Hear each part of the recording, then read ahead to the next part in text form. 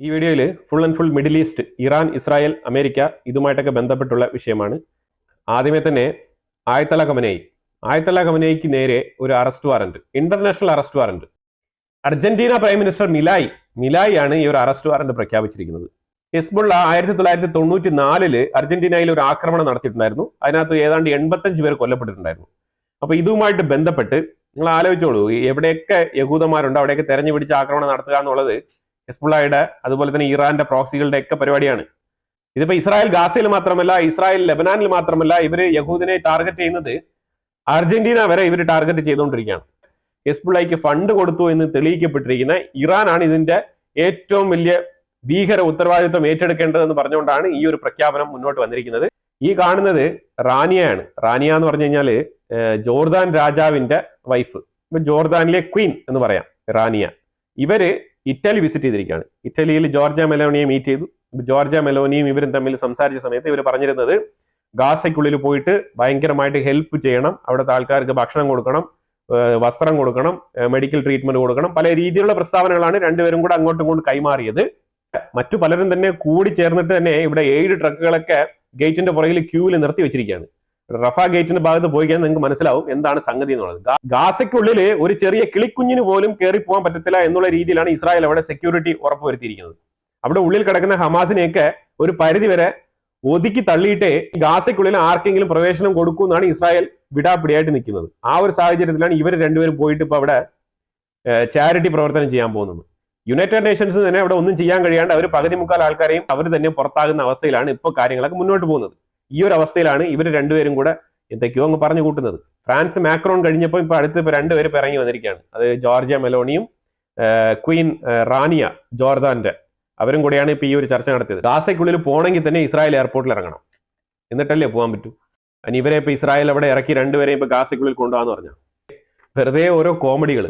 ഹമാസിന്റെ ഇന്നത്തെ പ്രശ്നം, ഇന്നലെ മൊത്തം നിലവിളിയായിരുന്നുണ്ടെങ്കിൽ ഇന്നത്തെ പ്രശ്നം എന്താ വെച്ചാൽ UK കോർട്ട്, അതായത് ഞങ്ങളെ തീവ്രവാദികളായിട്ടാണ് പറഞ്ഞുകൊണ്ടിരിക്കുന്നത്. ഞങ്ങൾ ശരിക്കും തീവ്രവാദികളല്ല, ഞങ്ങൾ ജനോസൈഡിനെതിരെ പൊരുതുന്ന ആൾക്കാരാണ്. അപ്പൊ ഞങ്ങളുടെ തീവ്രവാദികൾ എന്നുള്ള ഒരു ടാഗ് എടുത്ത് മാറ്റിയിട്ട് ഞങ്ങൾ ഇന്ന കാരണത്തിന് വേണ്ടിയിട്ട് പൊരുതുന്ന ആൾക്കാരാണ് എന്നുള്ള ടാഗ് ഞങ്ങൾക്ക് തരണം എന്നാണ് അവർ പറഞ്ഞുകൊണ്ടിരിക്കുന്നത്.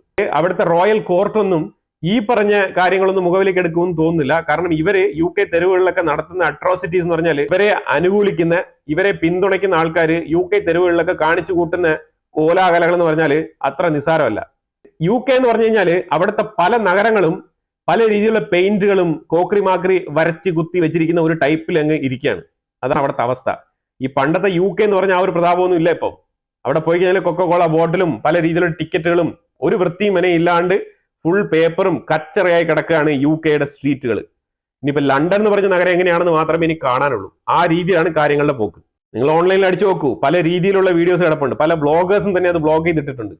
കാരണം പല രീതിയിലുള്ള പെയിന്റിങ്ങൾ, അതായത് സോളിഡാരിറ്റി പ്രഖ്യാപിച്ച് ഈ ഹമാസിനെ അനുകൂലിച്ച് പാലസ്തീനെ സപ്പോർട്ട് ചെയ്യുന്ന രീതിയിലൊക്കെ പല രീതിയിലുള്ള സോളിഡാരിറ്റി, ജൂവിഷിനെതിരെയുള്ള ചിത്രങ്ങൾ, ഇതേപോലെ പല രീതിയിലുള്ള ചിത്രങ്ങൾ, പെയിന്റിങ്, ഇതൊക്കെ കൊണ്ട് അലങ്കോലമാക്കപ്പെട്ടിരിക്കുകയാണ്. അത് UK മാത്രമല്ല, ഗ്രീസ് അങ്ങനെയാണ്. പല യൂറോപ്യൻ രാജ്യങ്ങൾ, ഈ ഒരു റെഫ്യൂജികൾ എവിടെയൊക്കെ കയറി പോയിട്ടുണ്ടോ ആ യൂറോപ്യൻ രാജ്യങ്ങൾ മൊത്തം ഇതേ ഒരു അവസ്ഥയിലാണ് ഇപ്പൊ തുടരുന്നത്. അവരുടെ നഗരങ്ങളൊന്നും ഇപ്പൊ പഴയതുപോലത്തെ ഒരു യൂറോപ്യൻ ശൈലിയിലല്ല ഉള്ളത്. ഈ രീതിയിലാണ് ഇപ്പൊ കാണപ്പെടുന്നത്. UK പോലത്തെ രാജ്യങ്ങളൊക്കെ പാർലമെന്റിലൊക്കെ ഇതിനെക്കുറിച്ചൊക്കെ ഇങ്ങനെ സംസാരിക്കും. അതായത് ഗാസ പാവമാണ്, ഗാസയ്ക്കുള്ളിൽ ചാരിറ്റി വേണം, അത് വേണം, ഇത് വേണം എന്നൊക്കെ പറയും. പക്ഷേ ബേസിക്കലി അവര് തീവ്രവാദികൾ ആരാണോ അവരെ തീവ്രവാദികൾ തന്നെയാണ് ഐഡന്റിഫൈ ചെയ്യുന്നത്. അതങ്ങനെ ചെയ്യാൻ പറ്റൂ. അമേരിക്ക ഒരു നിലപാട് എടുത്തു കഴിയുമ്പോഴത്തേക്കും തീർച്ചയായിട്ടും പിന്നെ UKക്ക് വേറൊരു നിലപാടൊന്നും എടുക്കാൻ കഴിയില്ല. അപ്പൊ അത് ഇതനുസരിച്ചേ മുന്നോട്ട് പോവുള്ളൂ. ഹമാസ് ഒരു തീവ്രവാദ സംഘടനയാണ്, അത് അങ്ങനെ തന്നെ നിലനിൽക്കുള്ളൂ. കാരണം October 7 എന്ന് പറയുന്നത് ഒരു തീവ്രവാദ പ്രവർത്തനം തന്നെയാണ്. അത് അങ്ങനെ തന്നെയാണ് ചരിത്രത്തിൽ രേഖപ്പെടുത്തുന്നത്. ഇസ്രായേലിന്റെ ഉള്ളിൽ 6 അറബ് ഇസ്രായേലികളെ കസ്റ്റഡിയിൽ എടുത്തിട്ടുണ്ട്.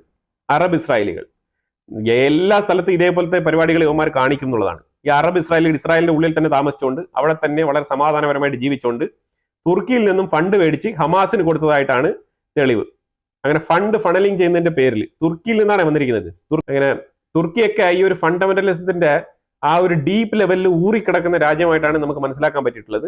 ആ രീതിയിൽ തന്നെയാണ് തുർക്കിയൊക്കെ ഈ രീതിയിലുള്ള ഫണ്ടിങ് ഒക്കെ നടത്തുന്നത്. ഇതൊക്കെ അന്വേഷിക്കപ്പെടണം, ഈ ഫണ്ടൊക്കെ ഏത് ത്രൂ ആണ് വരുന്നത്. കാരണം ഹമാസിനെയൊക്കെ ഷെൽട്ടർ കൊടുത്തു വെച്ചിരിക്കുന്നത് തുർക്കിയാണ്. ഇപ്പൊ മിക്ക ഹമാസിന്റെ ലീഡറുകൾ ഖാലിദ് മെഷാൽ ഹമാസ് ലീഡറുകളും ഇപ്പൊ തുർക്കിയിലാണുള്ളത്.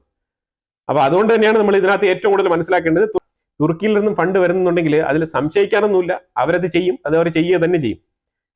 അതിന് ഇസ്രായേലിന്റെ ഉള്ളിൽ നിന്ന് ആരാണോ തുണ പോയത് അവന്മാരെ പിടിച്ച് പൂട്ടണം, അതാണ് ചെയ്യേണ്ടത്.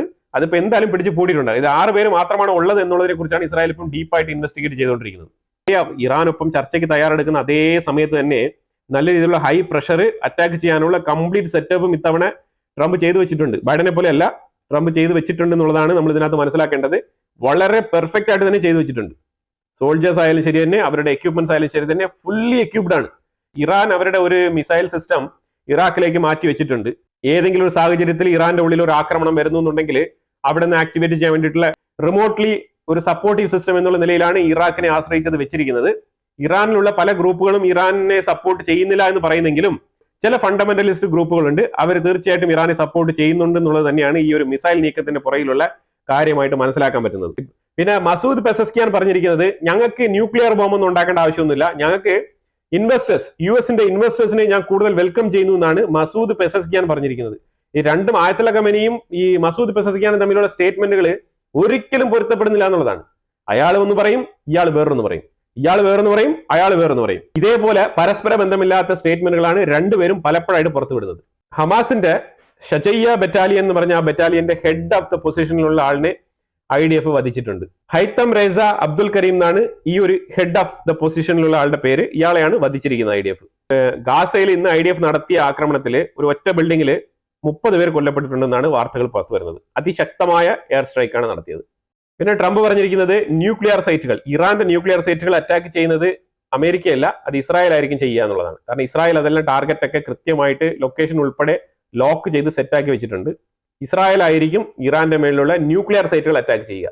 ഇനി ഭാഗികമായിട്ട് വേറെ എന്തെങ്കിലുമൊക്കെയുള്ള സപ്പോർട്ടിംഗ് ആക്രമണങ്ങൾ, അതേപോലെ B2 ബോംബർ ഉപയോഗിച്ച് എന്തെങ്കിലും ചെയ്യാനുണ്ടെങ്കിൽ അത് അമേരിക്കയും കൂടി ചെയ്യും. അപ്പൊ ഇത്തവണ ഈ സാറ്റർഡേ ചർച്ച ഫെയിലിയർ ആകുന്ന പക്ഷത്തിൽ ആക്രമണം ഇറാന്റെ മേളിൽ ഉണ്ടാകും എന്നാണ് വിലയിരുത്തപ്പെടുന്നത്. പൊതുവിൽ ഇത്തവണ ചർച്ച പരാജയപ്പെടാനുള്ള സാധ്യത വളരെ കുറവാണ്. കാരണം ഇറാൻ ഇങ്ങനെയൊക്കെ പല രീതിയിലുള്ള വീരവാദങ്ങൾ ഇങ്ങനെ മുഴക്കിയാലും ഇവര് ചർച്ചയ്ക്ക് എത്തിക്കഴിഞ്ഞാൽ ഇവര് എന്താണെന്നുള്ളത് നമുക്ക് വളരെ വ്യക്തമായിട്ട് അറിയാം. വളരെ മാന്യമായിട്ട് കാര്യങ്ങളൊക്കെ കേട്ട് അതിനനുസരിച്ച് മുന്നോട്ട് പോയിക്കോളും എന്നാണ് പൊതുവിലുള്ള വിലയിരുത്തൽ. ഇപ്പൊ എന്താവും എന്നുള്ളത് സാറ്റർഡേ ഒരു ദിവസം കൂടെ ഗ്യാപ്പേ ഉള്ളൂ, അത് കഴിയുമ്പോൾ അറിയാൻ പറ്റുന്ന. അമേരിക്ക ഇറാന്റെ മേളിൽ ഒരു സാങ്ഷൻ കൂടി ഏർപ്പാടാക്കിയിട്ടുണ്ട്. അത് വേറൊന്നുമില്ല, ഈ സെൻട്രിഫ്യൂജ്, അതായത് ഈ ഒരു യുറേനിയം ഇട്ട് ഈ സെൻട്രിഫ്യൂജ്, ഞാൻ കാണിക്കുന്ന ഈ ഒരു സ്റ്റീൽ കളർ സാധനമല്ലേ, ഇതാണ് സെൻട്രിഫ്യൂജ് എന്ന് പറയുന്നത്. ഇതിനകത്ത് യുറേനിയം നിക്ഷേപിച്ചു കഴിഞ്ഞാൽ ഇത് നല്ല സ്പീഡിൽ ഇങ്ങനെ റൊട്ടേറ്റ് ചെയ്യാണ് ചെയ്യുന്നത്, കറങ്ങുന്നത്. റൊട്ടേറ്റ് ചെയ്ത് ഇതിനെ സെൻട്രിഫ്യൂജ് എന്നാണ് പറയുന്നത്. ഇതിന്റെ പ്യൂരിഫിക്കേഷൻ നടത്താൻ സഹായിക്കുന്ന ഒരു സെൻട്രിഫ്യൂജറാണിത്. അപ്പൊ ഈ ഒരു സെൻട്രിഫ്യൂജർ വിറ്റ കമ്പനി, ഇത് വാങ്ങി വിറ്റ കമ്പനി, അതുമായിട്ട് ബന്ധപ്പെട്ട ആ ഒരു കമ്പനിക്കെതിരെയാണ് സാങ്ഷൻസ്. അപ്പൊ അത് ഇറാന്റെ മേളിൽ ഓൾറെഡി തന്നെ സാങ്ഷൻസ് ഉണ്ട്. ഈ സെൻട്രിഫ്യൂജർ വിറ്റ കമ്പനി, ഈ സെൻട്രിഫ്യൂജർ വിറ്റതാരാണോ ആ വിറ്റ കമ്പനിക്കെതിരെയും ഇപ്പൊ അമേരിക്ക സാങ്ഷൻസ് കൊണ്ടുവന്നിട്ടുണ്ട്.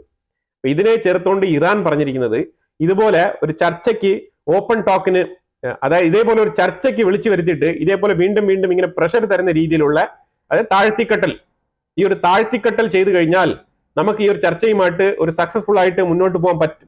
നമുക്ക് ഈ ഒരു ചർച്ചയുമായിട്ട് എന്തെങ്കിലുമൊക്കെ ഒരു പോസിറ്റീവ് റെസ്പോൺസ് തരാൻ പറ്റുമെന്ന് തോന്നുന്നില്ല.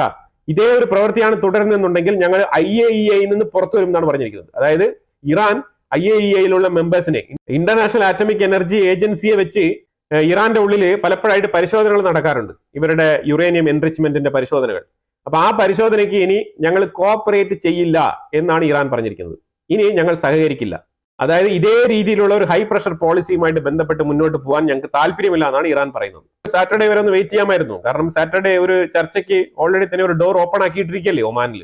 ഒരു ചർച്ച കഴിഞ്ഞിട്ട് എന്ത് തീരുമാനം എടുക്കുന്നതായിരിക്കും അതിന്റെ ഒരു ബെറ്റർമെന്റ് എന്ന് പറയുന്നത്.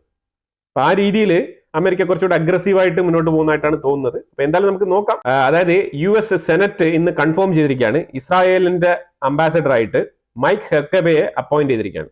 ഈ മൈക്ക് ഹക്കബെ എന്ന് പറഞ്ഞു കഴിഞ്ഞാൽ ഈ വെസ്റ്റ് ബാങ്ക് അനക്സേഷനുമായിട്ട് വളരെ കടുത്ത തീരുമാനമുള്ള ഒരു വ്യക്തിയാണ്. അപ്പൊ തീർച്ചയായിട്ടും വെസ്റ്റ് ബാങ്കിലെ ഓപ്പറേഷൻസ് ഒക്കെ കുറച്ച് നോർമൽ ആക്കി കൊണ്ടുവന്നിട്ടുണ്ട് ഇസ്രായേൽ. മൈക്ക് ഹക്കബെ ഇസ്രായേലിന്റെ അംബാസഡർ ആയിട്ട് അപ്പോയിന്റ് ചെയ്ത സ്ഥിതിക്ക് വെസ്റ്റ് ബാങ്ക് അനക്സേഷനുമായിട്ട് ബന്ധപ്പെട്ട വിഷയങ്ങളിൽ ഏറ്റവും കൂടുതൽ ചർച്ചകൾ നടക്കാനുള്ള സാധ്യത വളരെ കൂടുതലാണ്. പുള്ളിയുടെ പേര് ഒരുപാട് നാൾക്ക് മുമ്പേ ട്രംപ് വിജയിച്ച സമയത്ത് തന്നെ പ്രഖ്യാപിക്കപ്പെട്ടതാണ്. പക്ഷേ ഇതുവരെ അപ്പോയിന്റ് ചെയ്യപ്പെട്ടിട്ടില്ലായിരുന്നു. ഇപ്പോഴാണ് സെനറ്റിൽ ഈ ഒരു അപ്പോയിന്റ്മെന്റ് നടന്നിരിക്കുന്നത്. ഇതാണ് മിഡിൽ ഈസ്റ്റിൽ ഇന്ന് സമഗ്രമായി നടന്ന അപ്ഡേറ്റുകൾ. ഇതിനെക്കുറിച്ചുള്ള അഭിപ്രായങ്ങൾ കമന്റ് ബോക്സിൽ രേഖപ്പെടുത്തുക. അപ്പൊ ഇതേപോലുള്ള വീഡിയോകൾ തുടർന്ന് നിങ്ങൾക്ക് കിട്ടാൻ വേണ്ടിയിട്ട് നിങ്ങൾ ഈ ചാനൽ സബ്സ്ക്രൈബ് ചെയ്ത് വെക്കുക. അപ്പൊ തുടർന്നുള്ള അപ്ഡേറ്റ്സുകൾ നിങ്ങൾക്ക് കിട്ടുന്നതായിരിക്കും. കൂടുതൽ വിഷയങ്ങളുമായിട്ട് അടുത്ത വീഡിയോയിൽ വരാം. Thank you so much.